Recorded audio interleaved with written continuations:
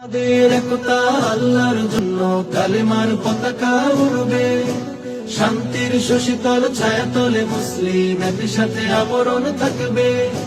হাতে হাতে রেখে সবে আল্লাহর জন্য জিহাদের ময়দানে লড়বে, জিহাদের ময়দানে লড়বে।